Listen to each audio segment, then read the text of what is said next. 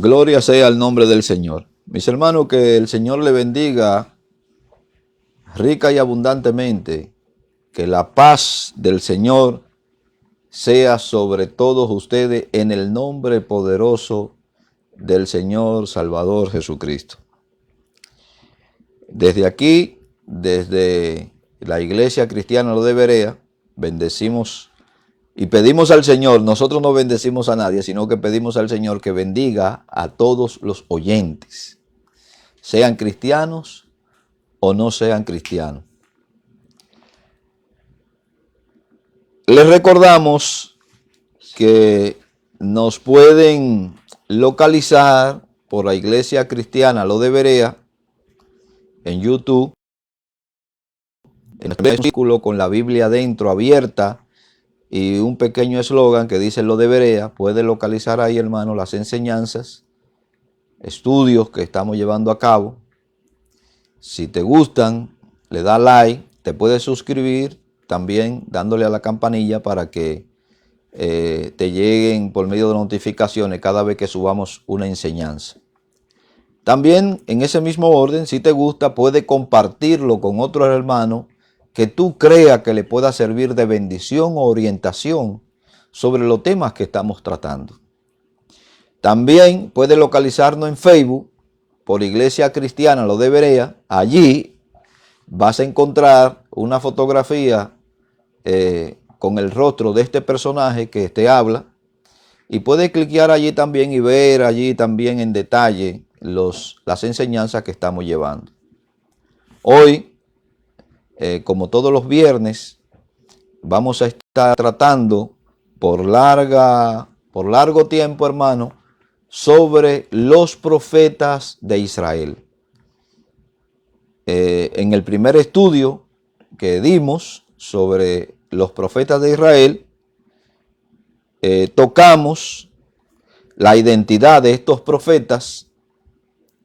También tocamos el llamamiento especial de los profetas de Israel. Eso lo puede ver en el primer estudio que nosotros dimos, que fue la semana pasada. Para continuar en el desarrollo de este estudio sobre los profetas de Israel, quiero hacer un pequeño recuento para entonces entrelazar el tema, que es el mismo tema del que estamos tratando. Dijimos en cuanto al llamamiento, que el profeta debería ser objeto de ese llamamiento especial por parte de Dios. Y ese llamamiento era lo que propiamente convertía a alguien en un profeta del Señor. Sin ese llamamiento, ningún hombre podría tener la certeza o la seguridad de poder proclamar que ha sido un profeta de Dios. De ende, hubieron quienes se proclamaron a sí mismos como profetas de Dios, y en este caso, Dios le dice a Jeremías que vaya y confronte a Ananías y le diga que le ha hecho creer al pueblo palabras mentirosas, porque Dios ni lo había enviado ni le había hablado para que él hablara al pueblo. De tal forma, hermano, que lo que certificaba a estos hombres con respecto al oficio de profeta era, número uno, ese llamamiento de Dios. Estos profetas, al recibir el llamamiento, tenían la tarea, una tarea doble o una doble función con respecto al pueblo. Número uno, recibir el mensaje de Dios, la revelación de Dios. Y número dos, declarar ese mensaje o esa revelación de Dios a quien iba destinada. Básicamente esa era la tarea del profeta. Nosotros decíamos que el profeta, hermano, no era llamado para instruir al pueblo en la ley de Dios, sino que el profeta era llamado para que el pueblo pudiera volver a la ley de Dios, que el pueblo pudiera cumplir la ley de Dios. Entonces Dios utilizaba al profeta como su enlace entre el pueblo y él para llamar al pueblo, que no se descarriara de sus preceptos o de sus mandamientos. También vimos los distintos llamamientos. Esos llamamientos, hermano, cada llamamiento de lo que nosotros mencionamos, que voy a hacer recuento de ello, está implícito allí, hermano, un llamado literalmente por la voz de Dios o un llamado por medio de una visión, y esas dos cualidades, hermano, impregnaban en la memoria o en la mente del profeta, eran impregnados de tal forma que lo marcaba para el resto de su vida. Era indudable que los profetas, hermano, pudieran dudar de ese llamamiento tan especial que Dios le hizo, dadas las circunstancias o las dificultades por las que pudieran pasar. Era casi inconcebible que ellos pudieran dudar de que ese llamamiento era un llamamiento falso. Tenían un sinnúmero de evidencias, hermano, evidencias internas y evidencias externas de que Dios le había llamado. Por ejemplo, en el caso de Moisés, nosotros dijimos que no era normal, era algo normal, hermano, que en el desierto, en ciertas circunstancias, la salsa o cualquier arbusto se incendiera. Lo que era normal era que no se consumía, y eso fue lo que llamó la atención de Moisés. Él vio la salsa que cogió fuego y estaba habituado a que la salsa en el medio ambiente donde él vivía pudieran coger fuego. Ahora, lo que le llamó realmente la atención era que esta salsa no se consumía. Entonces Dios llamó la curiosidad y tocó la curiosidad de Moisés por medio de este fenómeno. Y Moisés se dirigió a ver qué era lo que pasaba con la salsa. Entonces Dios le habló desde la salsa y lo primero que le dijo fue que quitara su calzado de sus pies, porque el lugar donde él estaba era un lugar santo. Dios se está identificando, hermano, con Moisés mediante este fenómeno. Dios lo llama mediante este fenómeno, pero también se identifica como el Dios santo, el Dios que consagra, el Dios que aparta, el Dios que elige y el Dios que determina la trayectoria de los hombres. Entonces, lo llama mediante este fenómeno, pero también Moisés oye la voz del que con él habla. También vimos el llamamiento de Jeremías.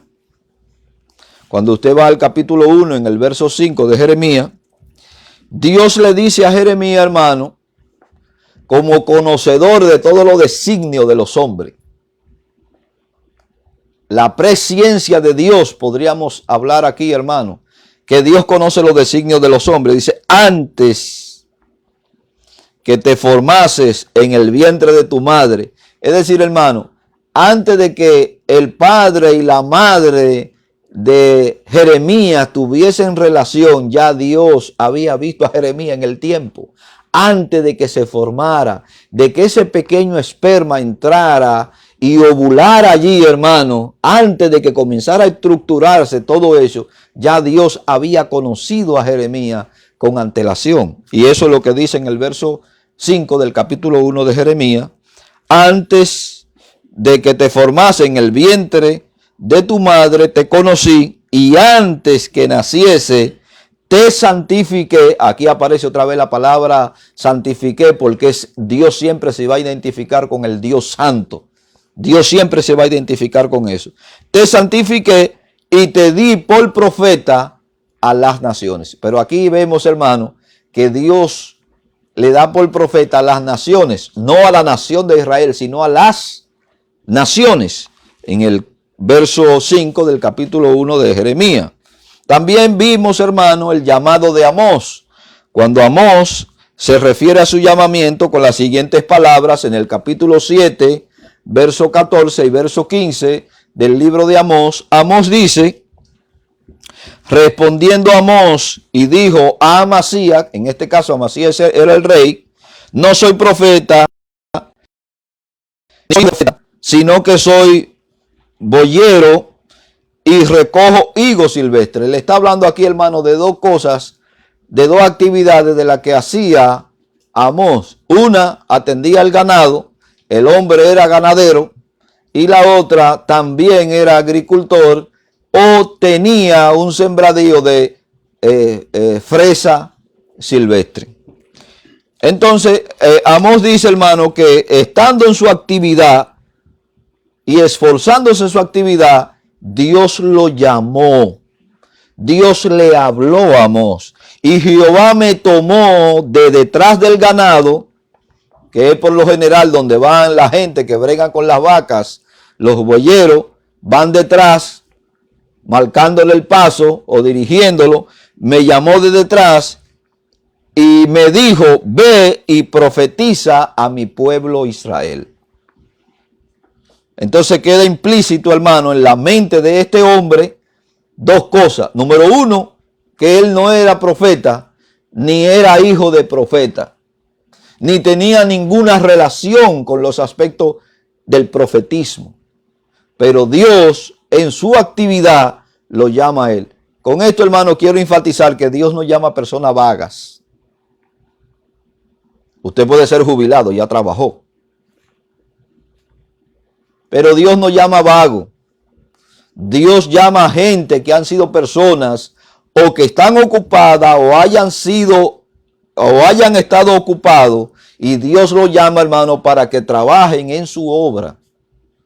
Eso está implícito también en la llamada del profeta. No quiere decir, hermano, que el usted ser pastor o ser evangelista o ser maestro, no quiere decir que la iglesia no tenga la obligación de mantener su ministerio.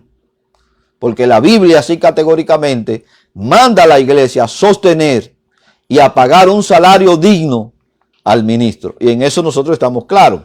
Ahora bien, eso se lo estoy diciendo, hermano, no a la iglesia que está presente, sino a la iglesia que no puede estar escuchando, porque podemos pensar, hermano, que sí, los pastores, hermano, los ministros tienen la obligación de trabajar, pero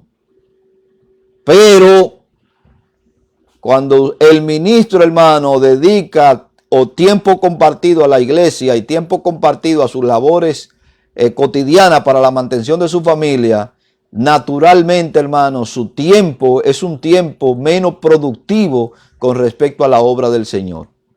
Entonces la iglesia y el Señor manda a través del apóstol Pablo que el que ministra del altar viva también del altar. Y que no se le debe poner bozar al buey que trilla. Quiere decir que mientras el buey está en su círculo, hermano, moviéndose en el molino, al buey no se le podía poner un bozar en la boca, porque el buey era digno de que comiera de lo mismo que él estaba trabajando. Y la Biblia en ese sentido es categórica y es clara. Pero no debemos mantener vagos. ¿Entiende? La iglesia no debe mantener vago. Ni Cristo llama a vago a su obra.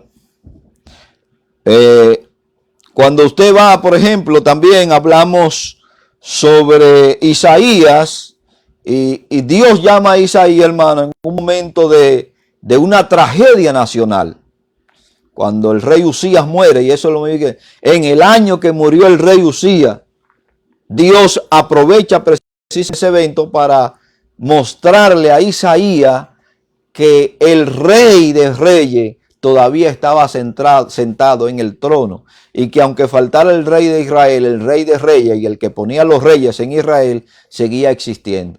Y Dios, hermano, aprovecha este evento para mostrarle a Isaías, y Isaías describe claramente cómo él dice, estaba yo, vi en visión, vi el trono de Dios, vi a Dios sentado, y toda su falda, hermano, llenaba todo el templo. Entonces Isaías comienza a describir lo que Dios le permitió ver. Y eso, hermano, quedó rotundamente sembrado en el corazón de Isaías, en el espíritu de Isaías, de tal forma que las dificultades futuras no iban a turbar el llamamiento que Dios le había hecho, porque él sabía lo que había visto. También dice, hermano, que en la misma en la misma visión, Dios toma un carbón encendido del altar y purifica los labios de Isaías. Eso es otra enseñanza, pero está dentro de la misma visión de Isaías. También, hermano, vemos a Ezequiel, cuando Dios lo llama, usted eso lo puede buscar en el capítulo 1, verso 1, 2 y 3, cómo describe Ezequiel, hermano, su llamamiento. Cada profeta de lo que nosotros tenemos, de los profetas de Israel, hermano, tuvieron una experiencia personal con Dios. Su llamamiento, hermano, fue un llamamiento personal. Y cuando yo le digo esto, no le estoy diciendo, hermano, porque en el caso de Elías, nosotros no sabemos cómo Dios lo llamó, pero sí sabemos que Dios lo llamó. En el caso de Eliseo, nosotros sabemos que Dios llamó a Eliseo por medio de Elías.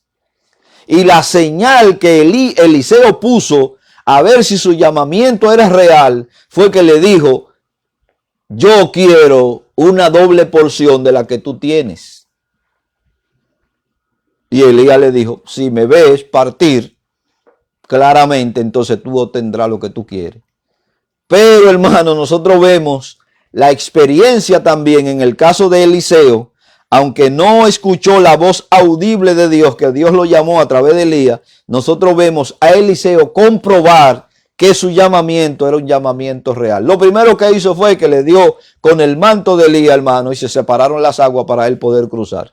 Y ahí está la confirmación de que Dios había llamado a Eliseo. Ezequiel dice que los cielos se abrieron y él vio visiones de Dios. Eso es lo que dice. Y luego me habló, entró el Espíritu en mí y me abrió mis pies y oí la voz del que hablaba y me dijo, hijo de hombre, yo te envío a los hijos de Israel, a gente rebelde que se rebelaron contra mí. Ellos y sus padres se rebelaron contra mí hasta este mismo día. Quiere decir, hermano, que Dios le está haciendo un llamamiento ahora a este hombre para que hablara a gente perversa y a gente, hermana, ruin, a gente traicionera, a gente sin concepto, a gente fuera, hermano, que no estimaron lo que Dios hizo con ellos y que como consecuencia de lo que ellos no estimaron, fueron, hermano, cautivos. Y ahora Dios está levantando a Ezequiel para que le hable a esa misma nación de rebelde y le da a entender que ellos y sus padres se rebelaron contra Dios. Así en cuidado, que si se rebela contra mí, tú puedes ser víctima tanto de sus comentarios como de sus formas de obrar.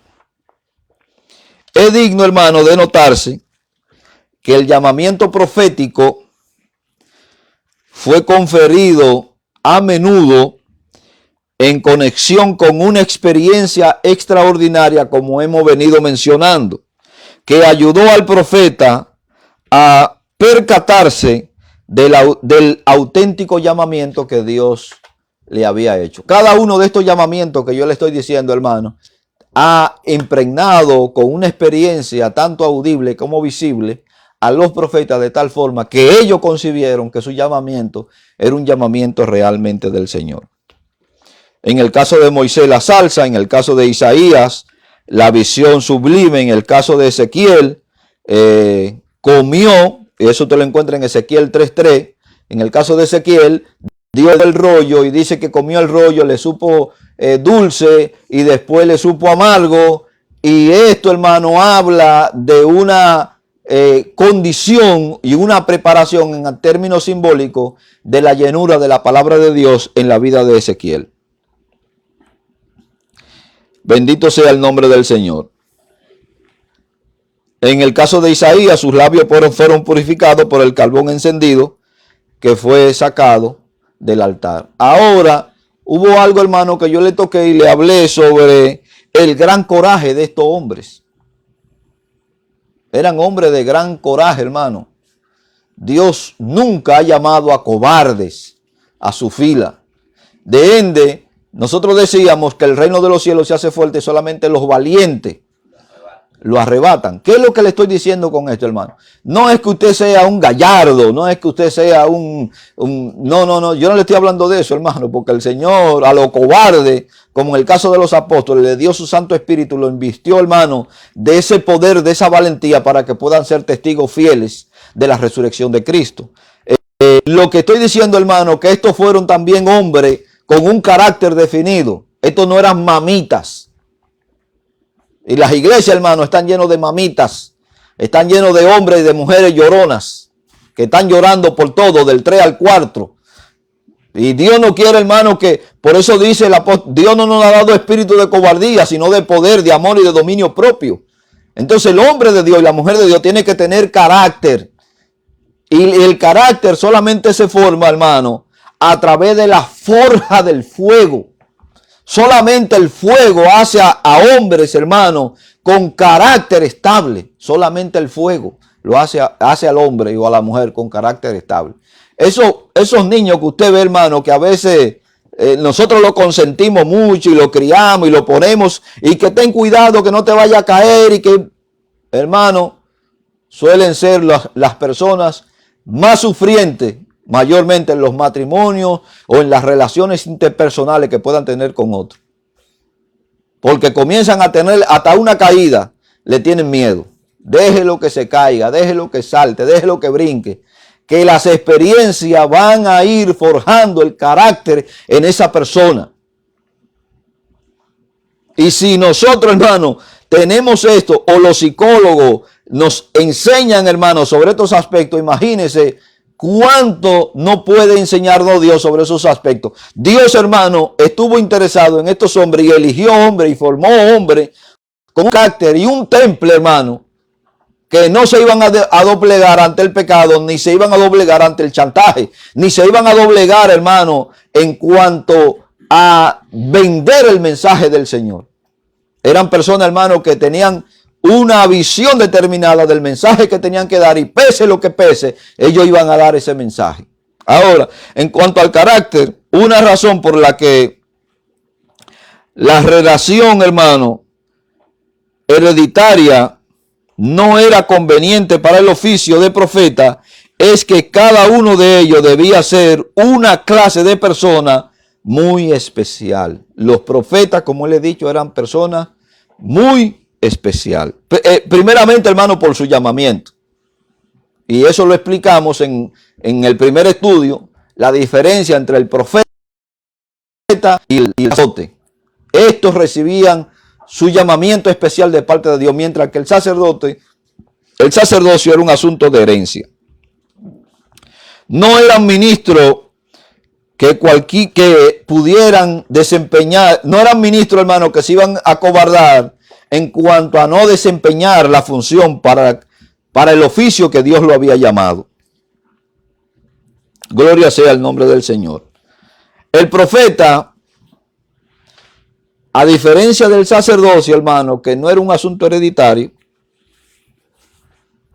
actuaba por patrones no establecidos. El sacerdote, hermano, ritualmente tenía que hacer todas las cosas y actuaba con patrones. Él sabía lo que tenía que hacer paso por paso, mientras que el profeta no.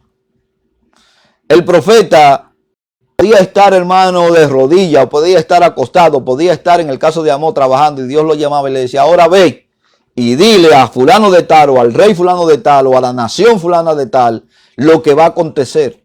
No tenían un patrón determinado de obrar. Muy a menudo tenían que proclamar un nuevo curso de acción, quizás muy diferente de cualquier otro observado con anterioridad. El mismo rey en el profeta había de ungir en tan alto cargo, podría ser después objeto de una severa reprimenda por parte del profeta. Quiere decir, hermano, que usted ve al profeta aquí, que Dios le dice: ve y unge al rey. Úngelo como rey, como príncipe de mi pueblo. Y después usted ve a Dios utilizar a este mismo hombre y ve y dile al profeta, ve y dile al rey, que por cuanto se ha desviado de mi camino, su estirpe, su trayectoria como rey será borrada. Se cortará después de él. Y esto, hermano, quizá para nosotros no tiene mucha significancia en el día de hoy. Pero para los pueblos en ese entonces sí tenía mucha significancia, porque todo el mundo quería dejar un legado. Y todo el mundo quería dejar el legado de que se hablara en la posteridad sobre ellos y sobre sus hijos. Unas veces el profeta habría de suministrar alegría, otras veces era motivo, hermano, de lloro, era motivo de pesadumbre. Su llamamiento podría conducir a graves peligros o a horrores elevados. Debía estar preparado para el sufrimiento y la injusticia. Aquí viene el punto con respecto a ese llamamiento especial. El llamamiento especial no te condicionaba, hermano. No quiere decir que Dios no lo pudiera hacer o que Dios no lo hiciera. Por eso le estoy hablando de que estos hombres eran hombres de coraje. Eran hombres que habían sido forjados por el fuego, que no le tenían miedo al sufrimiento, ni le tenían miedo a la injusticia, porque ya habían o podrían haber vivido bajo esa situación, o Dios lo había podido preparar en base al carácter que tenía para cuando se le presentara la oportunidad. Si usted le tiene miedo al sufrimiento, hermano, en el momento que el diablo le haga, usted se manda. En el momento que aparezca algo, usted deja lo que está haciendo. Y para que digan que aquí murió, que digan que aquí corrió. Eso no quiere decir, hermano, que usted no pueda emplear este refrán.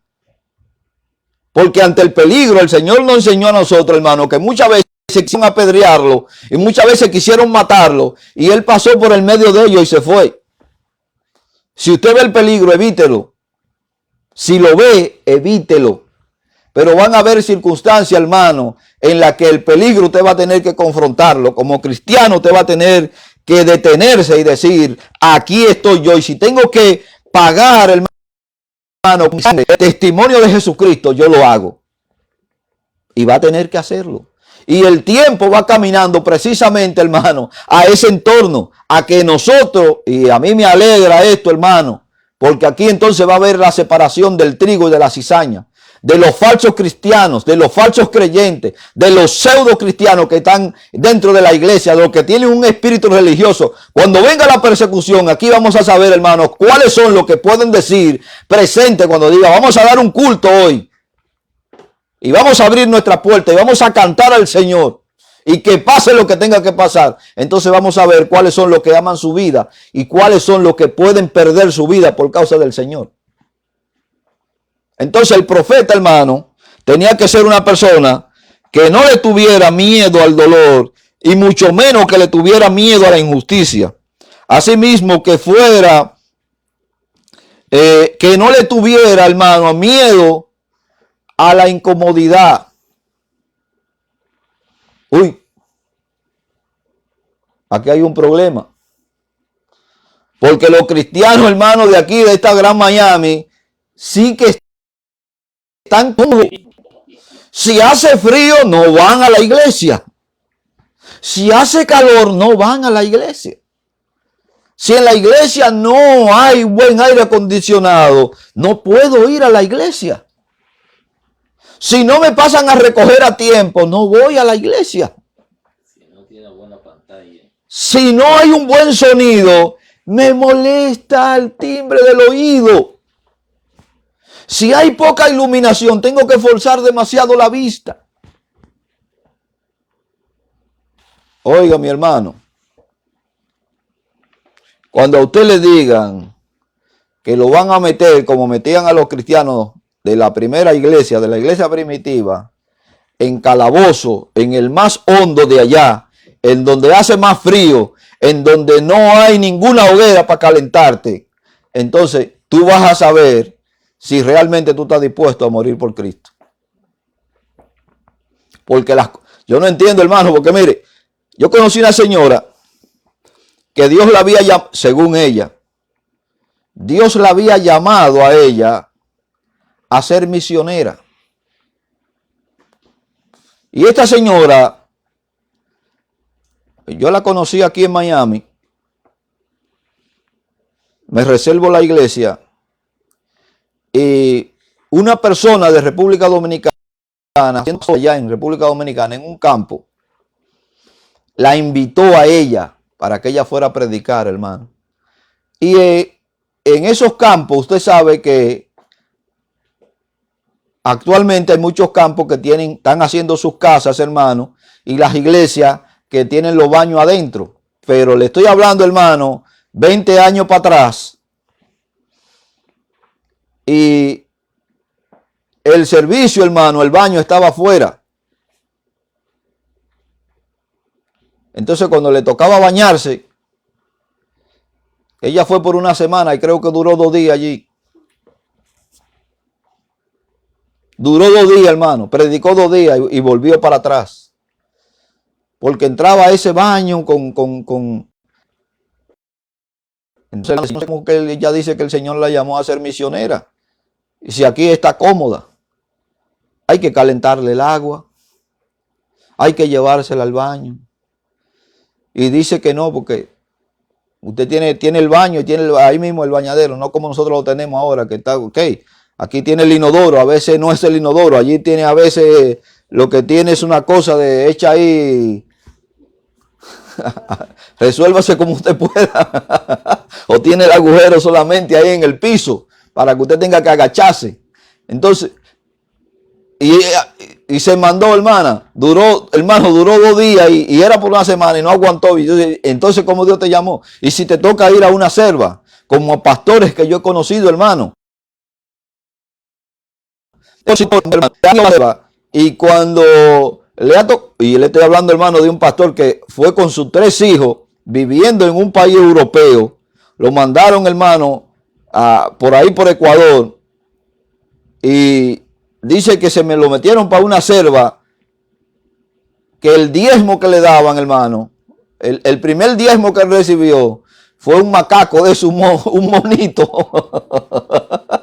que le llevaron para que se lo comiera con la familia.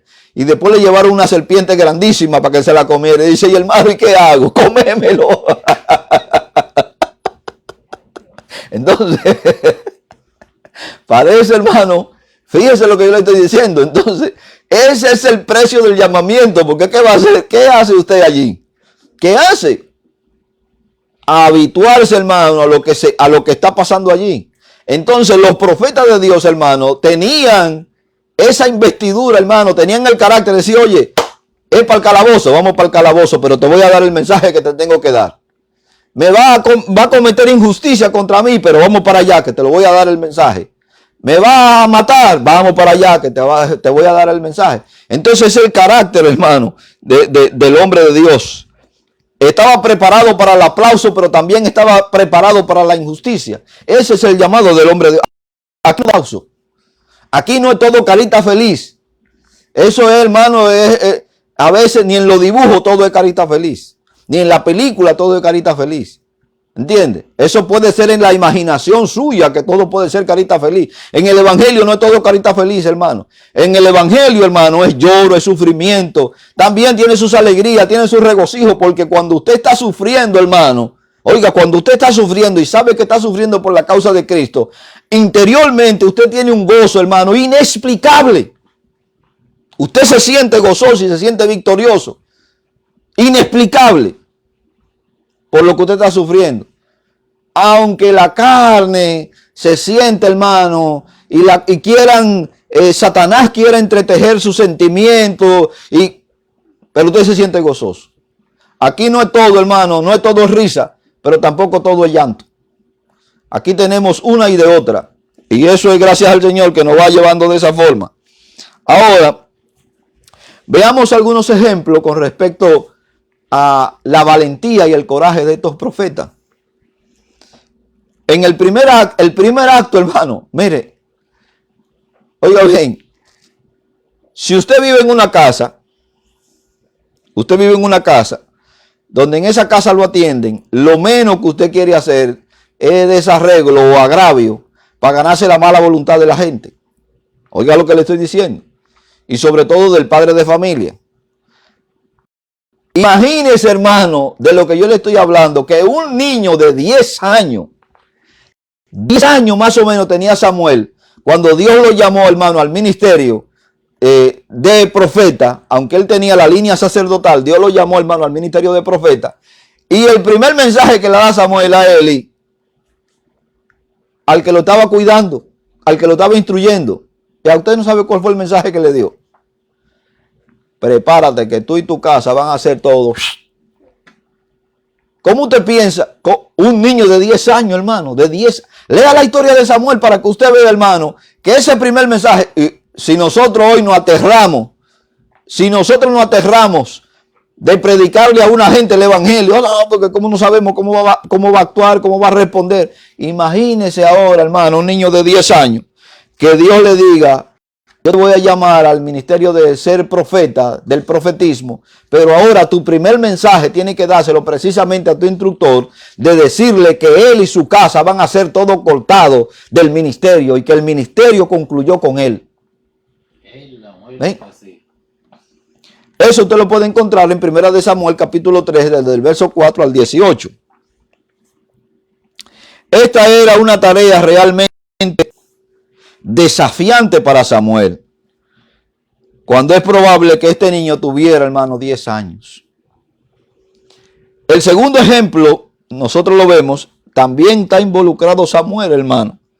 Samuel habría de ungir a Saúl como primer rey de Israel. Y eso usted lo va a encontrar en 1 Samuel capítulo 9, 21 y capítulo 10, desde el verso 1 al verso 8. Ahí usted tiene, hermano, cómo se desarrolla la trama para que Samuel unja a Saúl como rey de Israel. Y ahí está envuelta toda esa trama. Dice, y después hubo de informar a Saúl que también él había sido rechazado por Dios. Ahora imagínese por un momento, hermano. Tengo un rey que va tras sus propios beneficios. Tengo un rey que ha desobedecido a Dios. Pero ahora voy a decirle a este mismo rey que él ha sido rechazado por Dios. ¿Cómo usted piensa que puede actuar este rey si se rebeló contra Dios? Le puede cortar la cabeza, ¿verdad? Yo estoy seguro que ese pensamiento pasó por la cabeza de Samuel. Dice, si este rebelde fue capaz de rebelarse contra Dios y de desobedecer la instrucción de Dios, ¿qué no me hará ahora que yo le voy a decir que su reino y él han sido desechados? Eso usted lo puede encontrar en 1 Samuel capítulo 13, desde el verso 11 al verso 14. Entonces Samuel dijo, ¿qué has hecho? Está hablando con Saúl. ¿Qué has hecho? Y Saúl respondió, porque vi que el pueblo se me desertaba y que tú no venías dentro del plazo señalado y que los filisteos estaban reunidos en Mixma. Me dije, ahora descienden los filisteos contra mí a Gilgal, y yo no he implorado el favor de Jehová. Me esforcé pues y ofrecí el holocausto.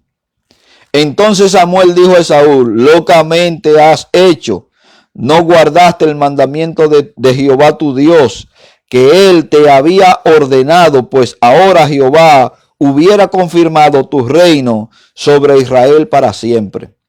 Ahora, en tercer lugar, y también más adelante hubo de ungir por rey al segundo y gran rey David. Mientras este vivía, tuvo que ir, hermano, a ungir al rey David por rey, exponiendo su vida. Si eso llega a oído de Saúl, de que Samuel va a ungir a David, eso podía hacerle la muerte a Samuel. Sin embargo, hermano, eso no impidió que un rey desobediente a Dios, un rey que Dios lo había rechazado, un rey que Dios le había dado el mensaje, que desobedeció su mandamiento, también este hombre fue capaz de ir a ungir al rey que Dios le había mandado que ungiera, pese a la maldición de este impío Saúl. Y él fue, hermano. Nosotros vemos el camino de los profetas, hermano, que es un camino que tiene sus aplausos y también tiene, hermano, sus injusticias. vemos también, hermano, en el cuarto ejemplo, vemos a Natán. Natán recibió las instrucciones a su debido tiempo para ir a reprender a David por causa de su pecado con Betsabé. Oiga, ahora voy a ir a reprender al gran rey de Israel, el hombre que le ha dado la supremacía a Israel sobre sus enemigos. Y Natán, hermano, no le quedó de otra que ir y decirle a David, oye, échate para acá, porque también tenían que tener astucia, hermano. Los profetas no eran ignorantes, los profetas eran personas instruidas, eran personas leídas, eran personas documentadas, eran personas, hermano, que tenían la capacidad de presentar fábulas. Y eso fue lo que hizo Natán. Los denominados profetas que nosotros tenemos hoy saben de todo menos de Biblia. De toda clase de cuentos y de historias se las saben todas, menos de lo que la palabra de Dios enseña correctamente. Y tuercen la palabra de Dios para su propio beneficio. Ese no era el carácter de los hombres que Dios había de llamar, hermano, y que los hombres que llamó. Ese no era el carácter de esos hombres. Entonces Natán fue donde David le dijo, oye, sé de un hombre, mire la imaginación. Le estoy hablando de un hombre leído, hermano, de un hombre culto, de un hombre que se documentaba. Y le contó una parábola a David. Sé de un hombre que tenía muchas ovejas y este era rico, tenía todo lo que quería. Pero también había otro hombre que tenía una sola oveja. Entonces el hombre rico se le presentó a hacer una fiesta. Y a que tú no sabes lo que hizo David. Y David impaciente porque el profeta le dijo, dime, voy a adivinar. Y el profeta le dijo, no, date tranquilo, yo te voy a decir. Mira lo que hizo este hombre. Cogió sus invitados y mató la única oveja que tenía este hombre. Ese hombre vivía por esa oveja. Ese hombre se afanaba por esa oveja. Pero el rico tomó la oveja de este hombre y la disfrutó. Entonces David se llenó de celo, de ese celo de protección. Dime cuál es ese hombre. Ese hombre no es digno de estar vivo. Ese hombre es digno de pena de muerte. Yo me voy a encargar de hacerle justicia a ese pobre infeliz que le quitaron la única oveja que tenía. Y el profeta, hermano, me imagino que se le acercó. Así como dicen los cubanos, descarado, ese hombre eres tú. Ese hombre eres tú. Tú fuiste el que hiciste eso. Hermano, mire, hay que tener los pantalones bien puestos para usted ir donde un rey que ha cometido un acto de pecado. No solamente del adulterio, sino que se atrevió a asesinar, hermano. Por encubrir su pecado se atrevió a asesinar. Y cuando usted piensa en esto, hermano, usted tiene que meditar que si se atrevió, hermano, a adulterar con esta mujer y se atrevió a asesinar a este hombre, ¿qué no le puede hacer a usted? Ya está sucio, ya su mano está manchada, su cuerpo está manchado por el pecado. ¿Qué no le puede hacer a usted? Sin embargo, Natán no se acobardó frente a la misión que Dios le había dado. Y fue, hermano, determinado a darle el mensaje al rey David. Y le dio el mensaje al rey David. Gloria sea el nombre del Señor. Eso usted lo puede encontrar en 2 de Samuel, capítulo 12, del 1 al 2.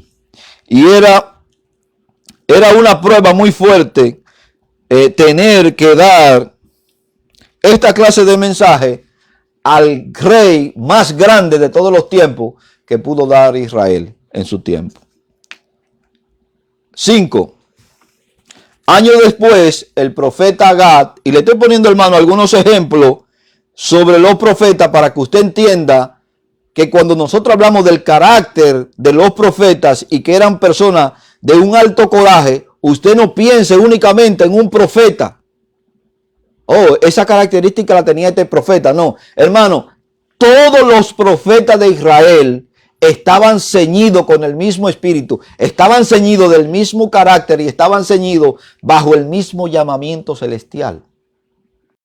Aquí no hay distinción entre, no, es que aquel es más frágil que este, o es que aquel. No, no, no, hermano. Todos estaban ceñidos con el mismo carácter. 5 años después, el profeta Gad, y usted dice, ¿y quién es este? Porque estamos acostumbrados a oír a los profetas escritores, a Isaías, a Jeremías, a Ezequiel, estamos acostumbrados a oír a Eliseo, a Elías, pero hay otros tantos profetas, hermanos, de que la Biblia nos enseña y nos hablan, que fueron hombres de alta relevancia, de alto valor, de alto coraje en el nombre poderoso del Señor, y que fueron y cometieron, hermano, y cumplieron el cometido para el cual el Señor lo llamó. Cuando usted ve 5 años después, el profeta Gad, usted lo puede encontrar en 2 de Samuel capítulo 24 del día al 17. Este es otro profeta que probablemente usted no conozca, que probablemente usted no haya oído de él, pero sí está ahí, hermano. Este profeta Gad fue enviado a David para darle a escoger entre 2 castigos por causa de su pecado. ¿Y cuál fue el pecado aquí, hermano, de David? El pecado de David, hermano, fue censar al pueblo.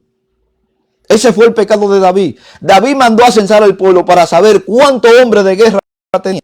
Como si la guerra que él había librado con anterioridad dependía de la cantidad de hombres que él tenía. Y no dependía de la acción de Dios a favor de él. Entonces Dios castigó, hermano, esa actitud de David. Si la batalla que tú has librado y la que tú has ganado, la has ganado por mí, ¿cómo tú te atreves a ir a censar al pueblo cuando yo no te he dicho que esto no es por número? Y el mismo David dice, esto no es con espada ni con ejército. ¿Esto es con qué? Con el Santo Espíritu del Señor.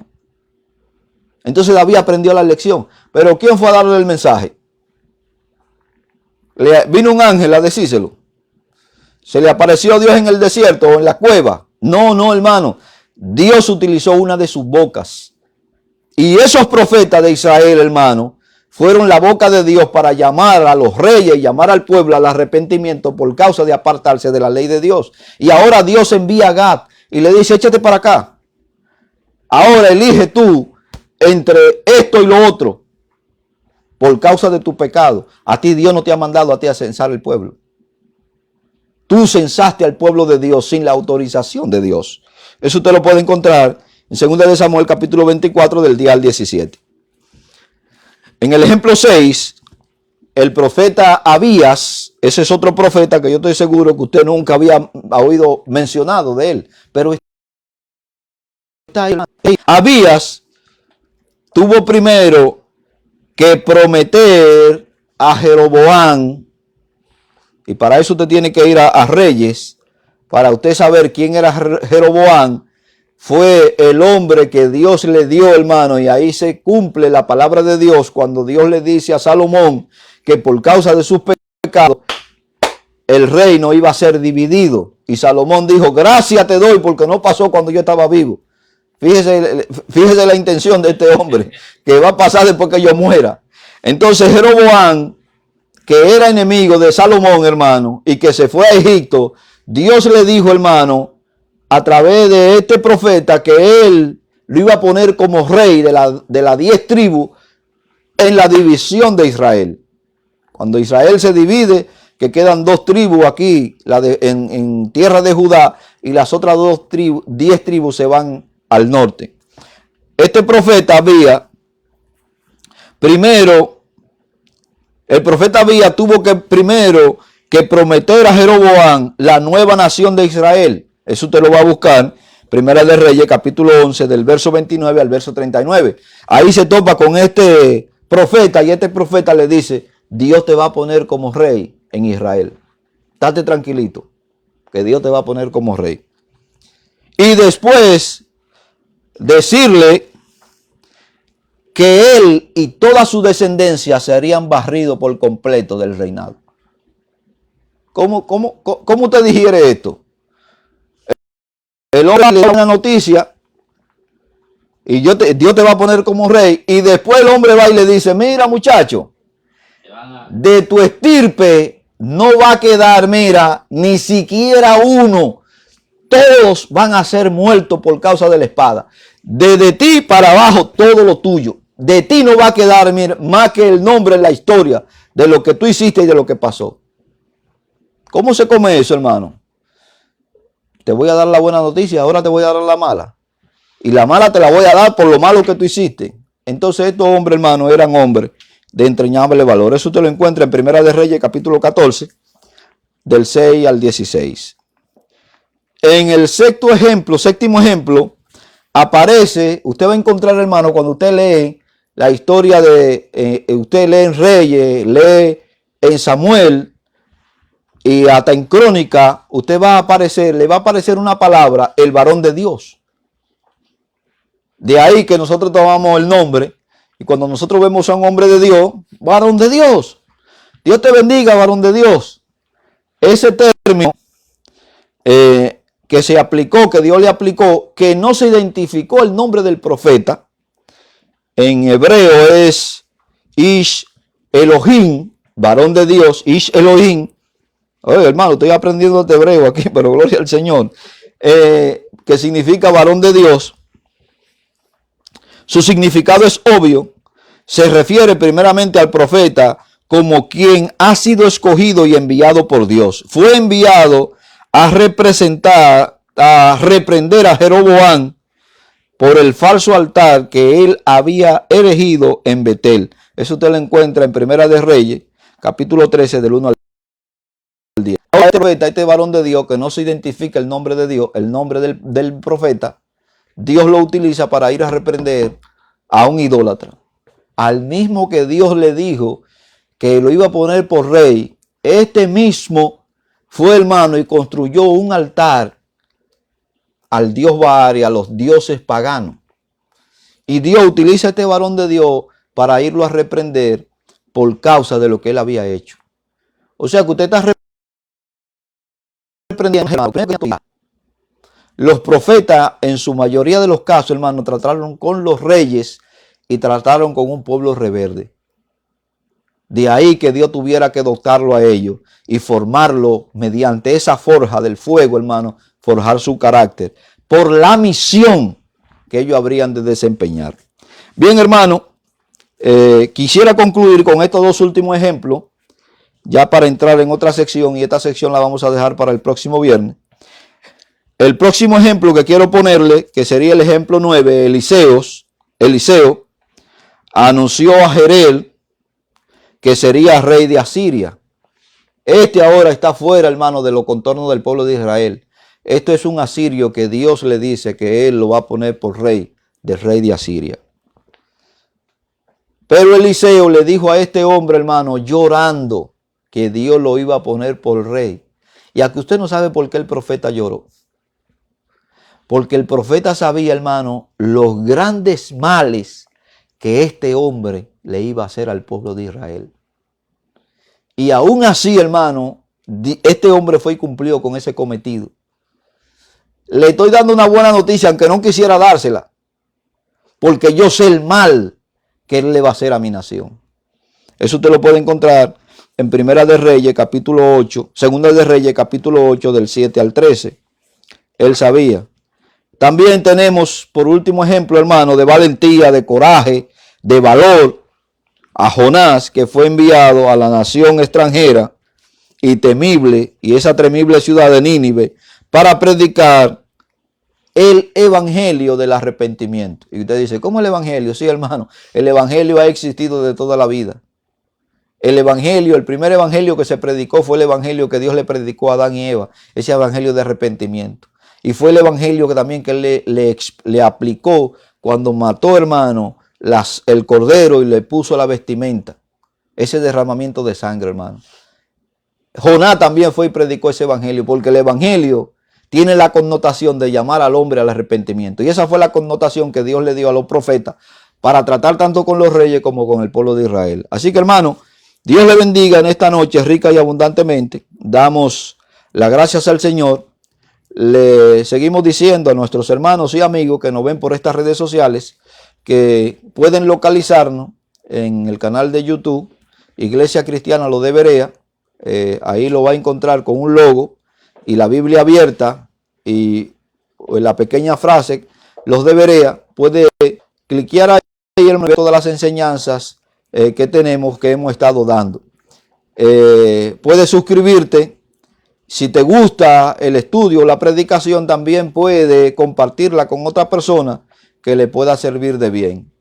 También puede localizarnos en Facebook, Iglesia Cristiana Los de Berea, y allí vas a encontrar esta hermosa figura y puedes cliquear ahí y ver los mensajes y la enseñanza, y si te gustan pueden compartirla con otros creyentes. Así que Dios te bendiga, Dios te guarde en esta noche, rica y abundantemente. Ya nos veremos mañana y mañana estaremos hablando sobre los dones del Espíritu Santo. Dios te bendiga y Dios te guarde en el nombre del Señor Jesús.